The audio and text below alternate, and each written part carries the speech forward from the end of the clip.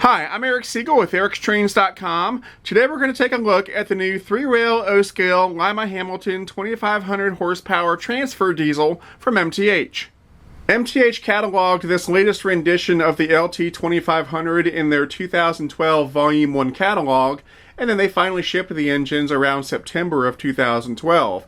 Now for this run, I think what MTH did was they combined road names from two different but very similar engines. There's the LT-2500, which was manufactured by Lima-Hamilton between 1950 and 1951, and then there is the DT66-2000, which was manufactured by Baldwin between around 1946 and 1950 or 51 or so. They were both very similar engines, and I think the reason MTH combined them was to get more road names out of the run, because the LT-2500 was not a super successful engine. There were only 22 of them made, and they were all made for the Pennsy. So if they had just done the Pennsy road name, they would just have one road name out of the run. But by combining the two, they were able to get more road names. So instead of just Pennsy, you've got the Pennsy, you've got the Elgin, Joliet, and Eastern, you've got Santa Fe, and then of course you've got the Sioux Line model like you see here. Now, even though MTH combined the road names of the LT-2500 and the DT66-2000 for this run, this model is based on the LT-2500, so that's what it looks like. And because the LT-2500 was only made for the Pennsy, that's what it looks like. This looks like a Pennsy LT-2500 with a Sioux Line paint scheme. If you were to look at pictures of the real Sioux Line 397, it would look a little bit different than this model, because the real Sioux Line 397 was a DT66-2000, which, while similar to the LT-2500, was a little bit different. So you will notice some differences between this model and the prototype. If that sort of stuff is really important to you, I would avoid getting the Sioux Line or the Santa Fe or the Elgin and Joliet and stick with the Pennsy road name, because the Pennsy LT-2500 is the only one that's based on an actual prototype. As its name suggests, the LT-2500 was a 2500 horsepower transfer diesel. The Baldwin DT66-2000 was a 2000 horsepower transfer diesel. And a transfer diesel was sort of like a big switcher. Whereas a switcher was meant to move trains within the yard, a transfer diesel was meant to move trains between different yards. So it was never meant to be a big flashy road engine. It was a very utilitarian, sort of ugly duckling kind of engine that was never super popular and fairly obscure. But that's what I like about it. I'm drawn to engines that are more obscure, and so that's why I ordered this in the first place. Let's go over some quick specs on the model. The length is right at 20 inches. It weighs 5 pounds 9 ounces. It has just over 2 pounds of pulling power, and the minimum curve needed to operate this engine is 0.31. Under the hood, the engine is powered by two large flywheel motors. The engine features the ProtoSound 3.0 package, along with MTH's digital command system, and because the engine has two smokestacks, it comes with two operating smoke units. When it comes to the operation of this engine, MTH gives you a wide range of possibilities. As with most Premier Line engines from MTH these days, this engine is capable of running as a 2-rail or 3-rail model depending on your needs. I bought the 3-rail version, so that's how it came out of the box, but if I wanted to run it as a 2-rail model, I could. I would simply have to flip a switch and change out some hardware and I'd be good to go, or I could just buy the 2-rail version. MTH always makes a 2-rail and 3-rail version of every Premier Line model that they make. When it comes time to run the engine, there are several methods you can use. If you've bought the 3-rail version of this model like I have, the preferred method is going to be to use MTH's digital command system, or DCS, because that will allow you easy access to all of the cool features of the engine and allow you to get the most out of the engine. However, if you don't have DCS, you can still run the engine conventionally, and you can actually access most of the DCS features by using a combination of horn and bell button presses on the transformer. There are directions on how to do that in the manual that comes with the engine. If you're going to run this engine as a 2-rail model, you can use DCS if you want to, or you can run the engine conventionally, or you can run the engine with DCC. The engine comes with a built-in DCC decoder, so it's ready to go right out of the box. On the outside, this engine is loaded with great details and features, so let's go ahead and take a closer look. Here's a look at the Pilot. It's nicely detailed. There's a separately applied metal coupler cut bar right here, as well as two metal grab irons. Down here, there's some nice MU hose detailing. In the middle, we've got the proto coupler that can be fired from the MTH DCS remote, and there's one on the other side of the engine as well. The plow is separately packaged with the engine when you buy it, and you can attach it to the model if you want. You can attach it to either end. I've gone ahead and attached it to the front of the engine here, but this is what the Pilot looks like without the plow. The truck side frames are also nicely detailed, which is typical for MTH. Here's a look at the fuel tank area. Again, it's very nicely detailed, especially with all this stuff over here, and we've even got some nice hand-painted detailing right here. Up top, we've got really nicely done metal handrails and stanchions. There's safety tread on the walkways. There are separately applied metal grab irons on the front here. There's a cast-in door and a little bell up here. Then we've got an operating headlight, operating marker lights, as well as lighted number boards. On the side of the engine, we've got the nice Sioux Line logo, and the paint is very crisp. The paint job on the entire model is fantastic. We've got some nice cast-in details here, as well as some see-through vents. There's some separately applied metal grab irons back here, and again, we've got these great handrail stanchions. Here's a look at the cab. There are separately applied windshield wipers on the front and rear windows on both sides of the engine. The inside of the cab is lighted and features two hand-painted crew figures. There are two opening doors on the cab. The first one here is on the engineer's side and faces the rear of the engine, and then the other one is on the other side and faces the front of the engine. Here's a look at the back of the engine. It looks pretty much like the front of the engine, except it doesn't have the Sioux Line logo here, and of course it has red marker lights instead of green, but it still has an operating headlight here and lighted number boards as well.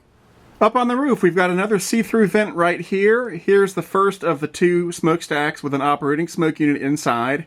There's a horn back here. You might not be able to see it well because everything's white up here, but there's a horn there, and then there's a fan grill here with a fan inside. And then you've got this antenna thing. The real Sioux Line 397 did not have this antenna. This is a holdover from the Pennsylvania model. Toward the back, there's another fan housing with a fan blade inside. Here's the second smokestack with the second operating smoke unit inside. We've got the continuation of that antenna. We've got a couple bells here, and then we've got another see-through vent on this side.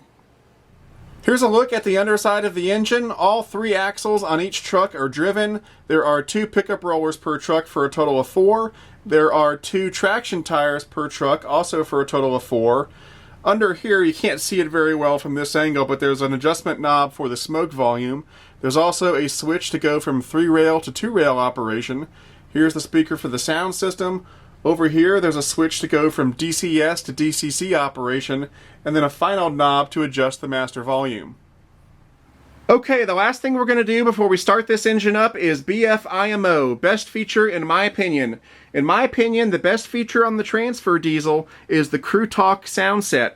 Now, I know a lot of you are cringing right now because a lot of people don't like Crew Talk sounds, and that's okay. You don't have to use them if you don't like them. They are 100% optional on these engines, but I happen to think they're a lot of fun, and they're really well done on this engine.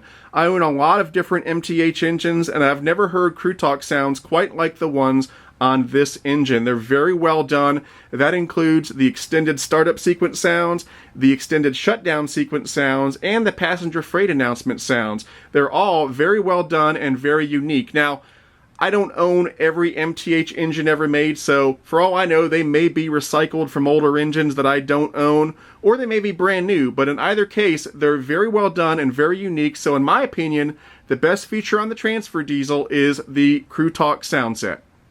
Alright, I'm going to start the engine up, and because I chose the Crew Talk sequences as the best feature of the engine, I'm going to be using a lot of the Crew Talk sounds while I run the engine. So I'm going to use the extended startup sequence, the extended shutdown sequence, and the passenger freight announcement sequence.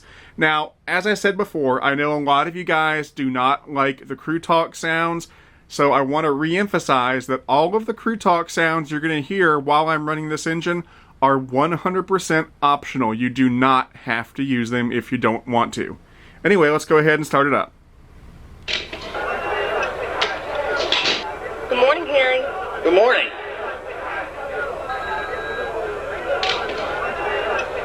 Some paperwork in your box. Let's get it going, people. What are we pulling today? Harry, it's in the paperwork. Oh, okay. All brake fittings and hoses check out okay.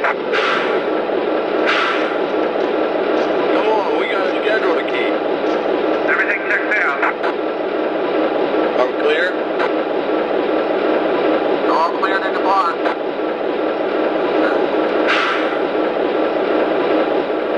Okay, here's the horn.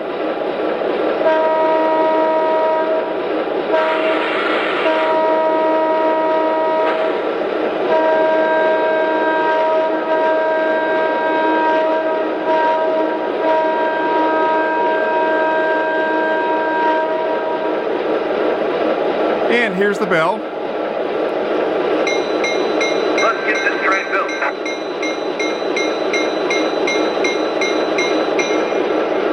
Like most MTH engines, this engine puts out a ton of smoke, especially since it has 2 smoke units.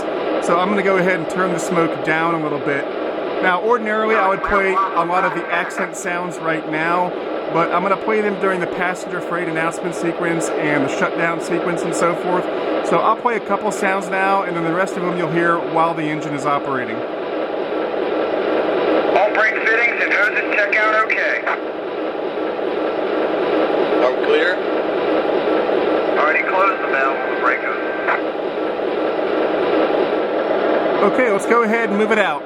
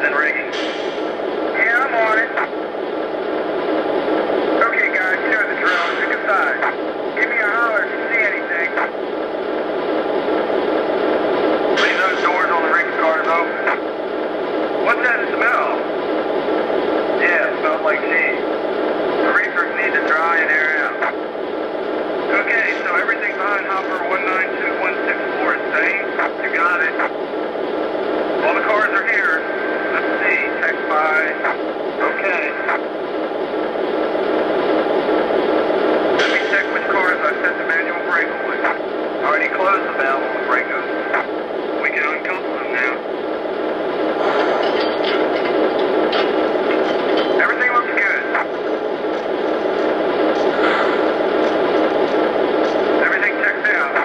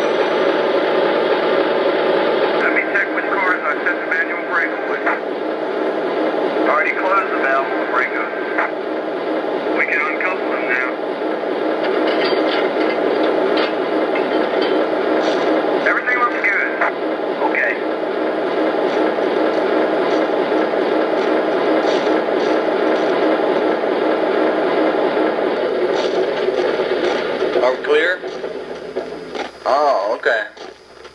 Like running those 8-cylinder engines. We would have never been able to do this kind of pulling with those older 6-cylinder twisters. Those things were a nightmare to maintain. With all the grades we run on, we needed that kind of power. Tomorrow's another day and play. Looking forward to it. Okay, that about wraps it up for this review. This is a great model of a somewhat obscure diesel that was never super popular, but again, that's what I like about it. And MTH has been very good over the years about occasionally putting out models of more obscure, lesser-known engines, and I'm a big fan of that. Now, if you're interested in purchasing one of these, they retail for right around $450, although if you go through a good MTH dealer, you should be able to get a little bit of a discount off that retail price. And as always, if you're looking for a good train store, try my favorite train store, which is Legacy Station. You can call them at 770-339-7780, or find them on the web at www.legacystation.com. Anyway, that's it for now. I'm Eric Siegel, and I'll see you next time.